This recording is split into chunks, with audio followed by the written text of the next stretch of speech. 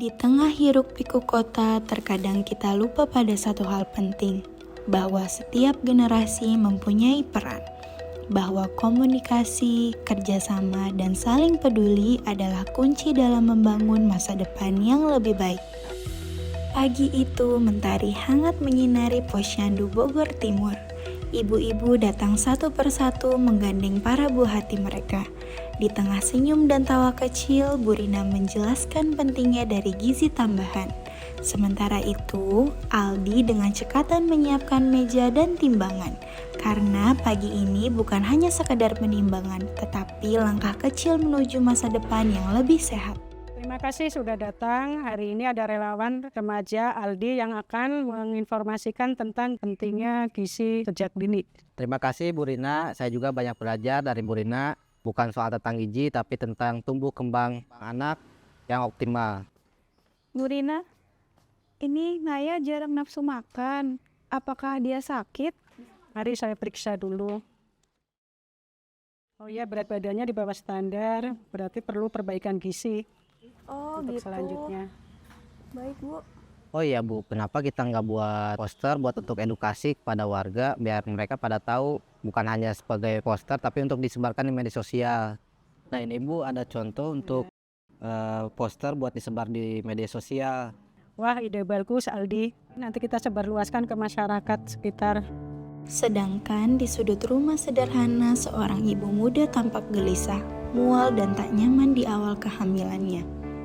Sakit mah ngilu banget. Kita posyandu aja diperiksa yuk. Enggak, posyandu kan buat balita mah. Enggak, posyandu itu untuk semua usia umur dari mulai bayi dalam kandungan sampai lansia. Ayo kita ke posyandu mau lahiran mah. Tapi biar kamu sehat dan juga bayi kamu. Yuk, Mama deh.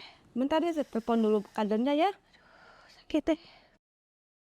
Halo, assalamualaikum. Ibu Kader, punten bisa ke rumah saya Bu.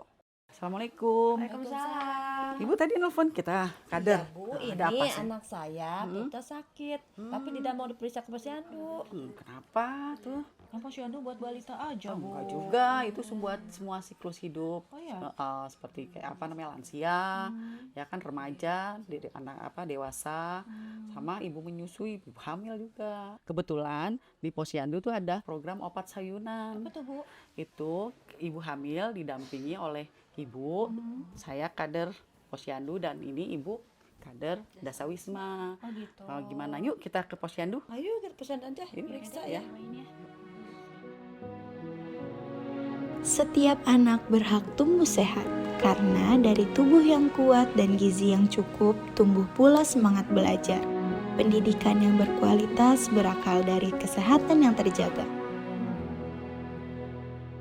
Di kelas yang hidup oleh cerita, Pak Dudi mengenalkan budaya lokal dengan penuh semangat. Faris menyimak dengan antusias, terus bertanya dan haus akan pengetahuan. Sedangkan di luar kelas, Pak Dudi dan Bu Intan berdiskusi.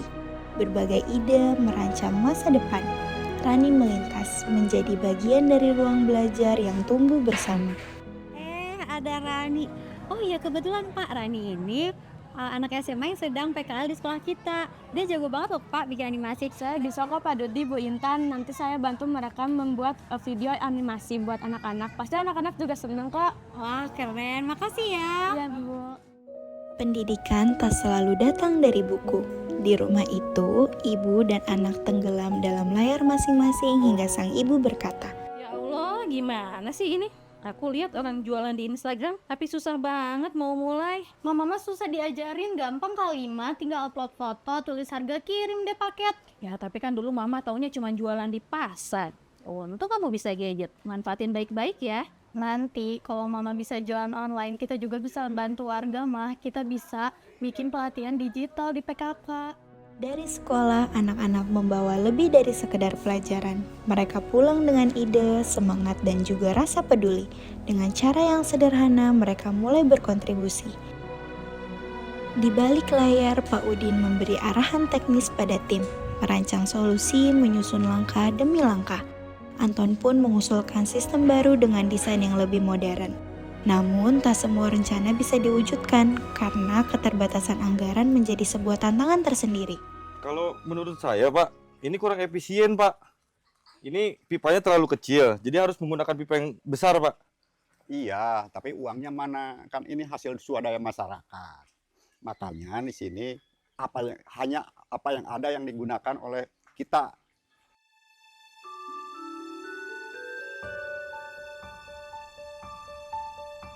Di sebuah kebun kecil milik warga, seorang bapak sepuh perlahan menunjukkan cara menanam sawi kepada anak-anak. Tangan-tangan kecil mereka meraih benih yang nyaris tak terlihat. Di sanalah ilmu tumbuh bersama harapan, dari tanah dan dari generasi ke generasi.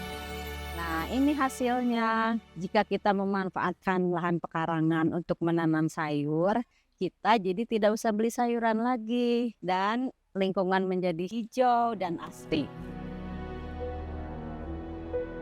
Proyek pun usai, meninggalkan kesan yang mendalam.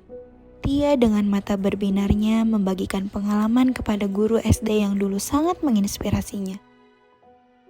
Namun, di balik semangat itu, sebuah isu mulai mengemuka, di mana rencana relokasi warga ke Rusunawa menuai penolakan.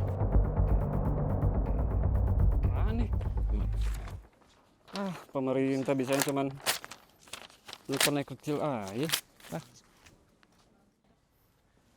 Sabar Mas Eko. Kan gitu Pak, kita mau tinggal di mana kalau kayak gini? Nanti juga ada solusinya. Jangan sampai ngerusak ini dong. Yuk kita ke Bu RT. Perubahan memang tak selalu mudah, tapi itulah awal dari percakapan yang lebih besar. Kamu harus tenang, jangan jadi provokator. Coba kamu berpikir dengan jernih, jangan semuanya dengan emosi ya nak ya. Betul Naiko, semua masalah hadapi dengan ketenangan ya. Bukan begitu, Opa, Bu RT. Kita kan udah lama tinggal di sini. Udah gitu mau digusur, kita juga bayar pajak kok. Mau tinggal di mana coba kita? Naiko, Opa O juga waktu dulu masih muda sama seperti kamu. Alhamdulillah sekarang Opa sudah tenang, sudah hidup di Rusunawa, aman, nyaman, dan tentram. Iya betul apa yang dikatakan oleh Opa Suryo. Membayar pajak itu suatu kewajiban bagi warga negara yang baik. Eko, paham kan? Baik kalau gitu, Bu RT, Opa, saya minta maaf kalau tadi udah emosi. Maafin saya ya.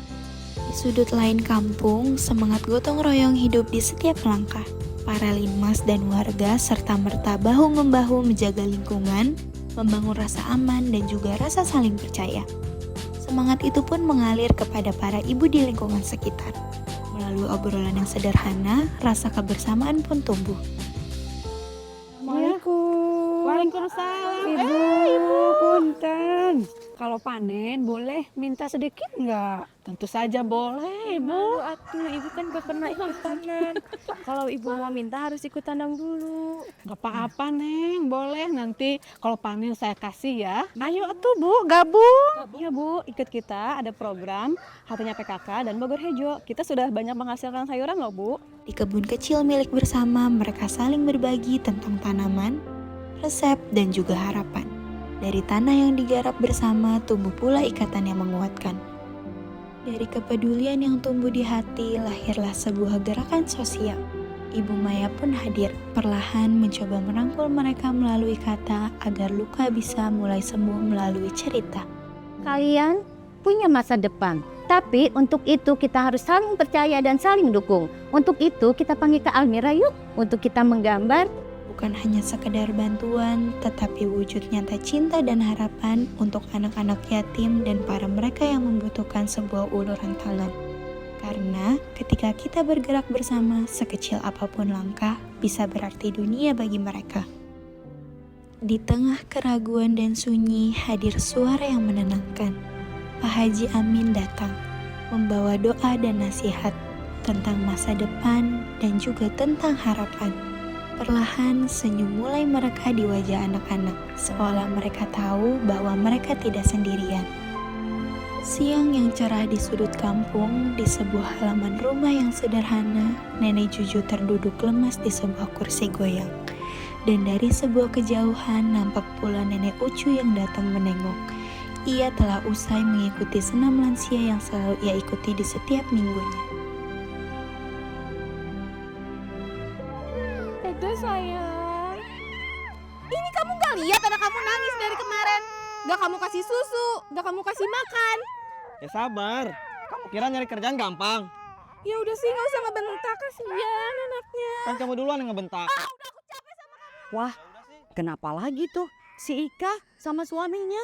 Kesian, masih muda, udah menikah, punya anak, punya suami juga masih muda. Belum siap, belum mapan. Tuh kan Nek, menikah itu kalau belum siap jadi kacau. Mak, dulu aku juga sering berantem ya Mak. Alhamdulillah, Emak sering nasehatin aku. Terus aku juga suka ikut pengajian dan PKK. Kalau anak zaman sekarang mah udah beda ya Mak.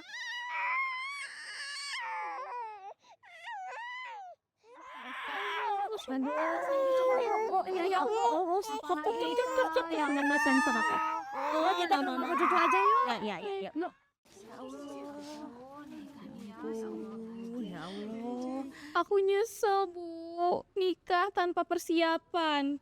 Masa mudaku juga habis buat ngurus suami sama anak. Ya sudah, sekarang kamu yang sabar ya. Nanti kamu belajar jadi ibu yang baik. Biar nanti suami kamu, Pak RT yang nasehatin ya. Makasih ya, Ibu. Di balik setiap langkah kecil dari edukasi kesehatan gizi hingga pencegahan pernikahan dini, ada semangat besar yang terus menyala. Anak muda, orang tua, para ibu, kader, dan juga relawan, semua lintas generasi bergerak bersama. Kami percaya, Bogor Gelis bukan hanya slogan. Ini adalah semangat kerjasama lintas generasi. Sebuah nilai baru dalam kehidupan sehari-hari untuk kesehatan, pendidikan, pekerjaan, perumahan, ketentraman, kesejahteraan sosial, dan lainnya. Kita berbeda usia, pengalaman, dan cara pikir. Tapi, kalau kita mau saling mendengar, saling bantu, dan saling percaya, tidak ada masalah yang tidak dapat diselesaikan. Bogor Gelis bukan hanya tentang indahnya kota, tetapi tentang indahnya hati yang saling membuka. Karena harmoni itu lahir dari dialog, kerjasama, dan juga kasih sayang lintas generasi.